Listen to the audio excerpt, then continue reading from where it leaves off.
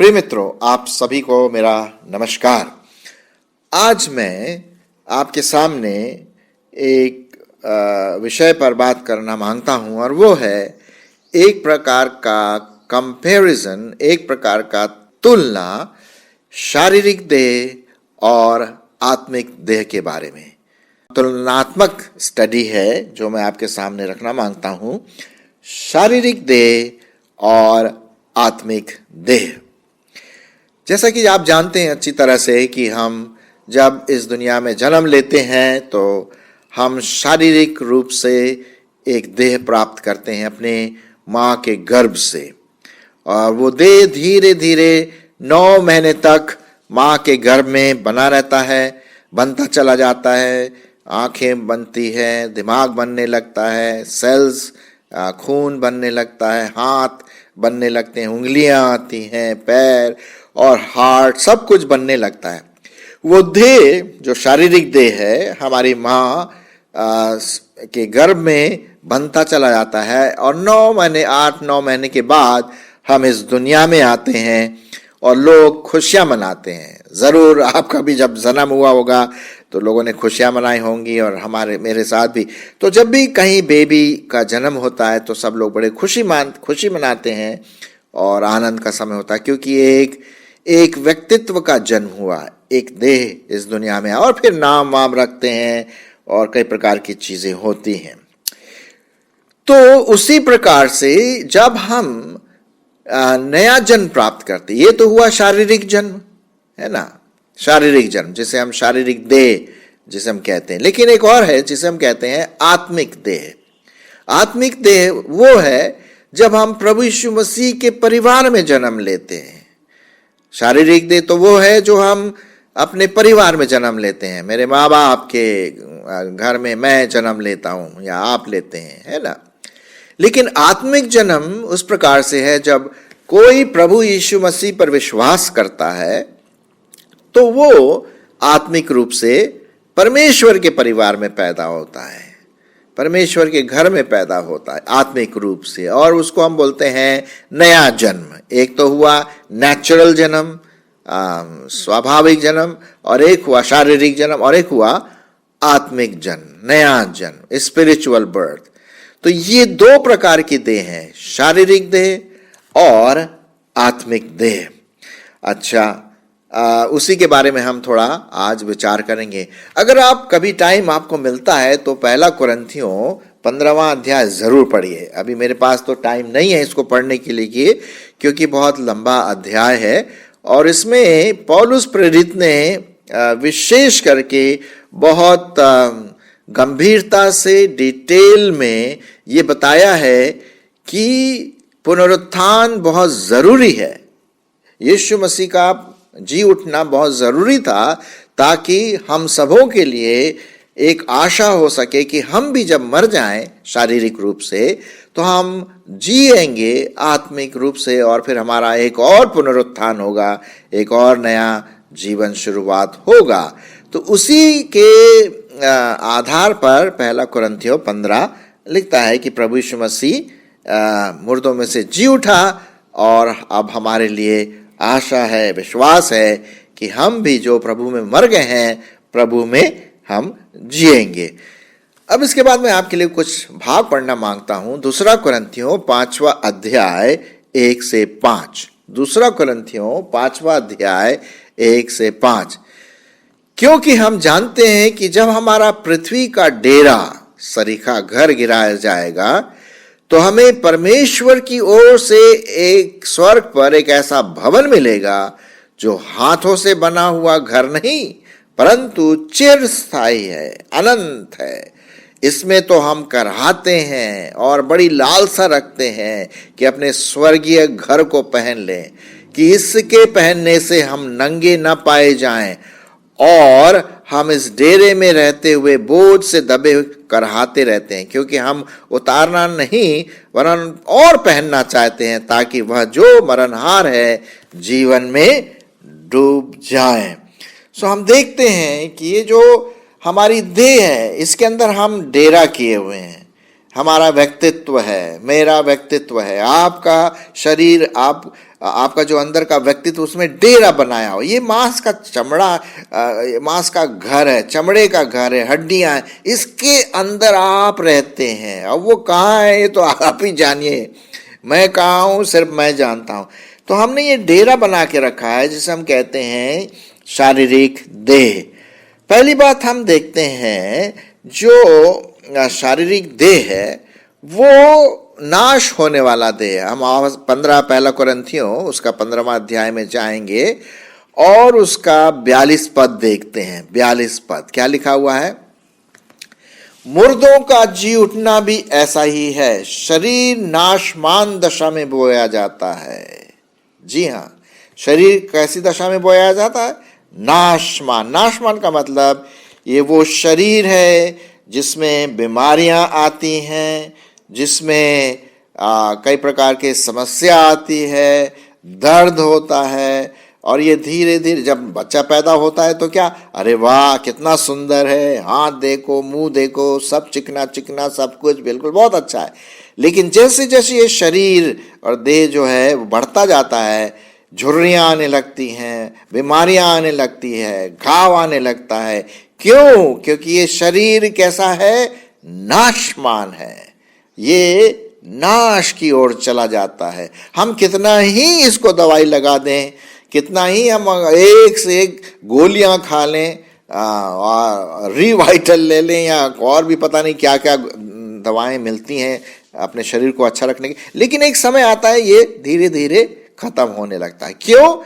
Bible के वचन के अनुसार लिखा हुआ है, ये शरीर नाशमान दशा में बोया जाता है और वही होता है। लेकिन दूसरा जो आत्मिक शरीर है वो क्या है? वो हमें अविनाशी रूप से जी उठता है। लिखा हुआ है 42वां का दूसरा पद, शरीर नाशमान दशा में बोया जाता है और अविनाशी रूप में जी उठता है। ये देखिए, अविनाशी रूप में जी उठता है। तो हम देखते हैं यहां पर 43 पद भी वही लिखा हुआ है, जो शरीर है, शारीरिक देह, वो अनादर के साथ बोया जाता है और तेज के साथ जी भी उठता है, निर्बलता के साथ बोया जाता है और सामर्थ्य के साथ जी भी उठता है। जी हाँ, ये है वो कंपैरिजन, तुलनात्मक, शारीरिक देह, आत्मिक देह, स्वाभाविक देह, आत्मिक देह, ये बहुत जरूरी है। 44 पद में बहुत इंटरेस्टिंग चीज लिखी हुई है। पहला कुरिन्थियों 15:44, स्वाभाविक देह बोई जाती है और आत्मिक देह जी उठता है। जबकि स्वाभाविक देह है तो आत्मिक देह भी है, दोनों ऐसा है ना। तो जो हम शरीर में रहते हैं वो थोड़े समय का है, और ये किसका बना हुआ है?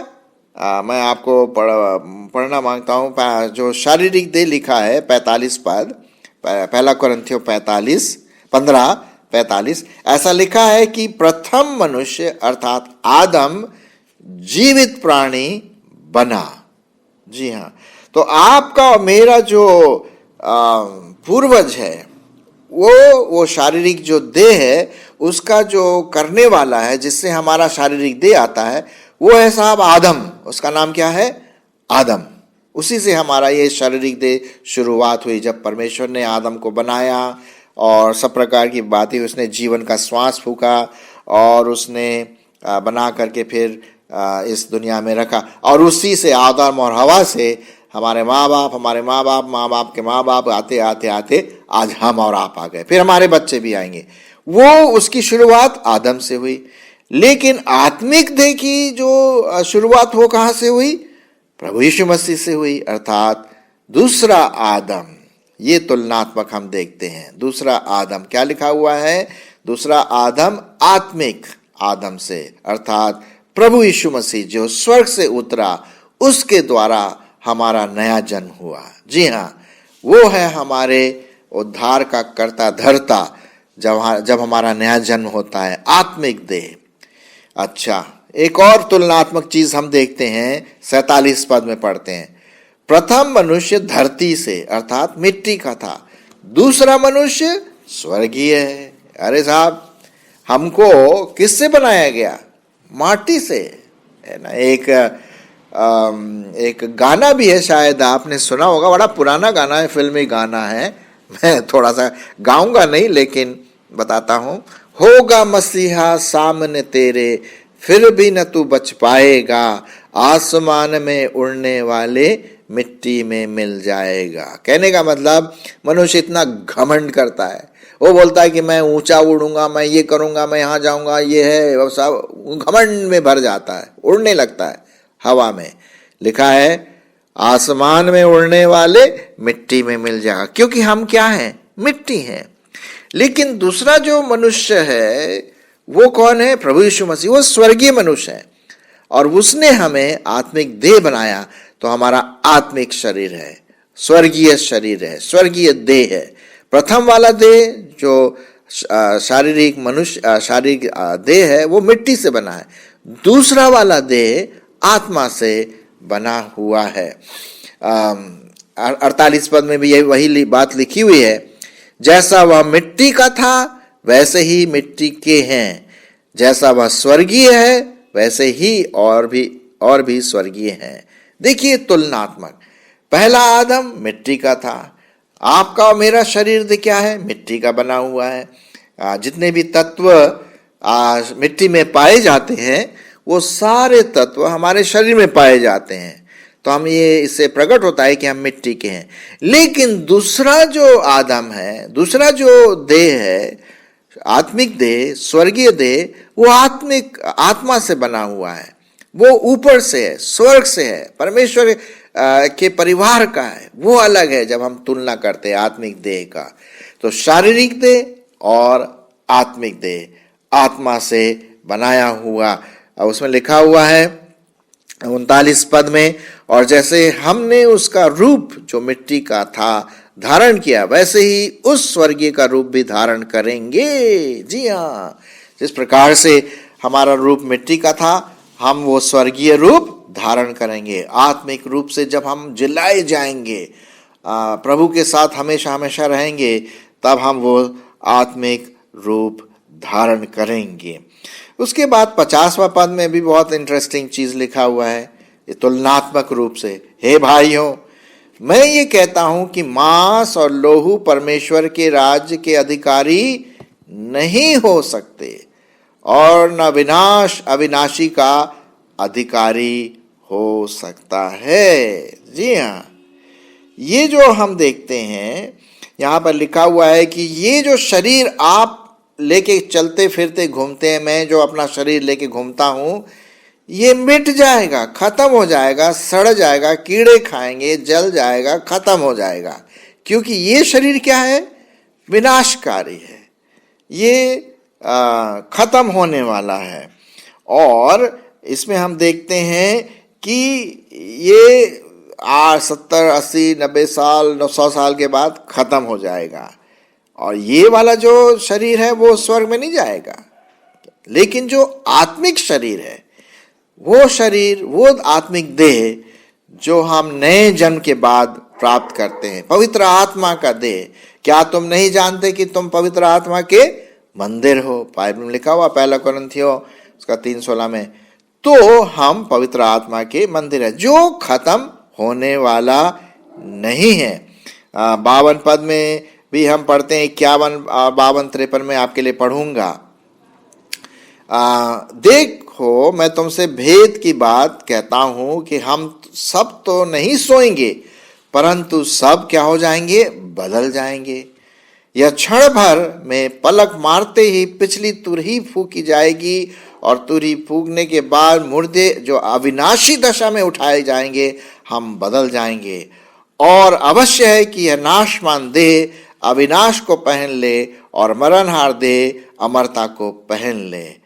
जी हाँ, ये कितना बहुत अच्छा शब्द लिखा हुआ है। हम देखते हैं कि जो नाशमान देह है वो खत्म हो करके अविनाशी दशा में जब प्रभु यीशु मसीह आएगा, तो हम उस पुनरुत्थान के समय जी उठेंगे। ये वाली देह तो मर जाएगा, ये मरणहार देह है। रोमियो 8:10 में आपके लिए पढ़ना मांगूंगा। रोमियो उसका 8वां अध्याय और 10वें पद में क्या लिखा है? यहां पर इस प्रकार से लिखा हुआ है, यदि तुम मसीह में है तो देह पाप के कारण तो मरी है, परंतु आत्मा और धर्म के कारण जीवित है। मैं फिर से पढ़ूंगा, रोमियो उसका 8वां अध्याय और 10वां पद, यदि मसीह तुम में है तो देह पाप के कारण, ये जो शारीरिक देह जो हम लेके घूमते हैं, ये देह पाप के कारण क्या है? मरी हुई है। इसका अंतिम रिजल्ट क्या है? मौत, मौत, मौत। परंतु आत्मा और धर्म के कारण जीवित है। आत्मिक रूप से हम जीवित हो सकते हैं, आत्मिक रूप से हम जीवित हैं। और वो जीवित कब होगा? जब प्रभु यीशु मसीह का आत्मा आपके और मेरे जीवन में आता है।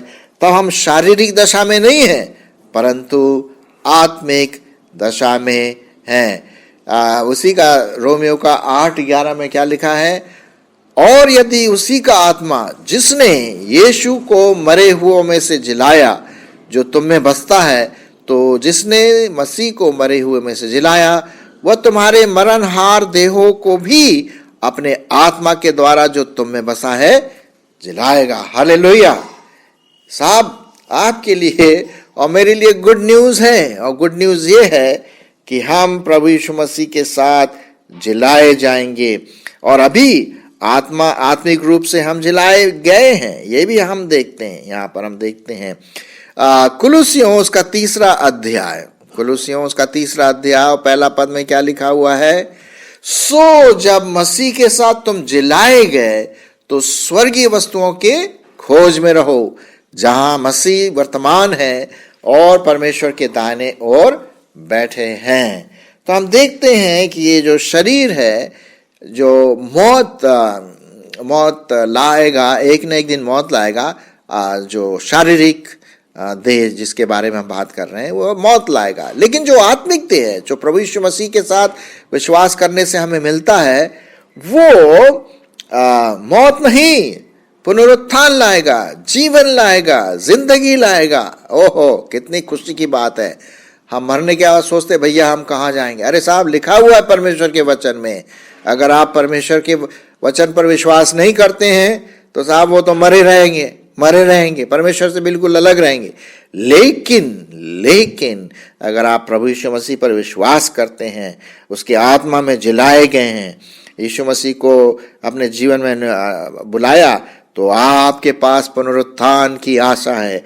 आप जिलाए जाएंगे और आप आत्मिक देह के रूप में अभी हैं। एक और चीज हम देखते हैं शारीरिक मनुष्य के बारे में और आत्मिक मनुष्य के बारे में, कि ये आत्मिक जो शारीरिक मनुष्य जो है वो धीरे धीरे क्या होता है? खत्म होने लगता है। 1 पतरस 1:24 में क्या लिखा है? 1 पतरस 1:24 यहाँ पर लिखा हुआ है, मैं 23 पद से पढ़ूंगा। क्योंकि तुमने नाशवान नहीं पर अविनाशी बीज से परमेश्वर के जीवते और सदा ठहरने वाले वचन के द्वारा नया जन्म पाया है। क्योंकि हर प्राणी, ध्यान से सुनिए, क्योंकि हर प्राणी घास के समान है और उसकी सारी शोभा घास के फूल के समान है। घास सूख जाती है और फूल झड़ जाता है, उसी प्रकार से हमारी देह एक दिन खत्म होने वाली है।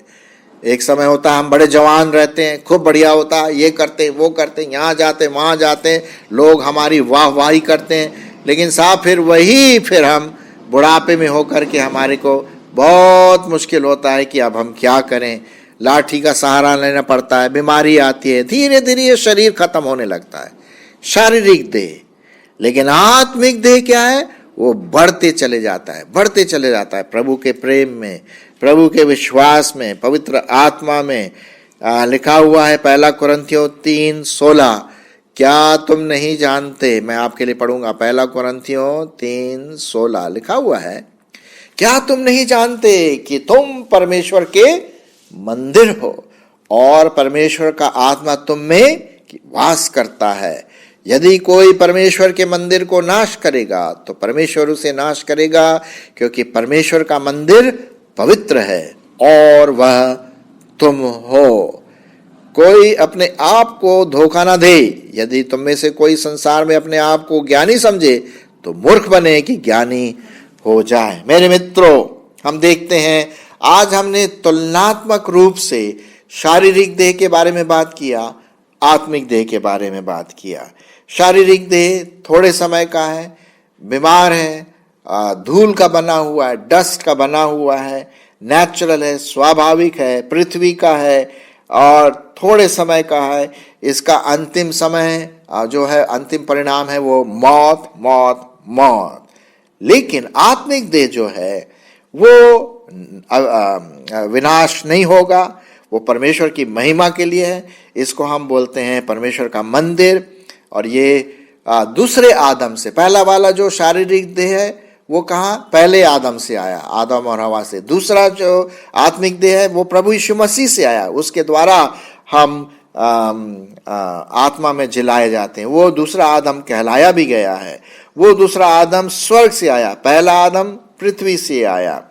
और ये आत्मिक देह बढ़ता चला जाता है, बढ़ता चला जाता है प्रभु के प्रेम में, प्रभु में, आत्मा में। और इस तरह से ये हमेशा हमेशा के लिए रहेगा। शारीरिक देह खत्म हो जाएगा, आत्मिक देह हमेशा हमेशा परमेश्वर के साथ रहेगा। और विशेष करके जब वो हमें लेने के लिए आएगा, जिसके बारे में हमने अभी पढ़ा पहला कुरिन्थियों 15वें अध्याय में। सो इस बात में आप बहुत ध्यान से इस बात को आप देखिए। दूसरा कुरिन्थियों उसका 4 और 7 में लिखा हुआ है, बहुत अच्छी बात यहाँ पर लिखी हुई है। परंतु हमारे पास यह धन मिट्टी के बर्तनों में रखा है कि वह असीम सामर्थ हमारी ओर से नहीं वरन परमेश्वर ही की ओर से ठहरे। तो हम देखते हैं कि हम निराश न हो। हम क्लेश भोगते हैं, संकट में पड़ते हैं, लेकिन हम निराश न हो। और सताए जाए तो भी परमेश्वर को हम न त्यागें, लेकिन हम प्रभु के लिए हमेशा जीवित रहें। इस शारीरिक दशा में जब तक हम हैं, आत्मा में चलाए चलें। परमेश्वर आपकी और मेरी अगुवाई करे कि हम शारीरिक देह में नहीं परंतु आत्मिक देह में पवित्र आत्मा के कंट्रोल में, उसके नियंत्रण में अपना जीवन बिताए। आमीन।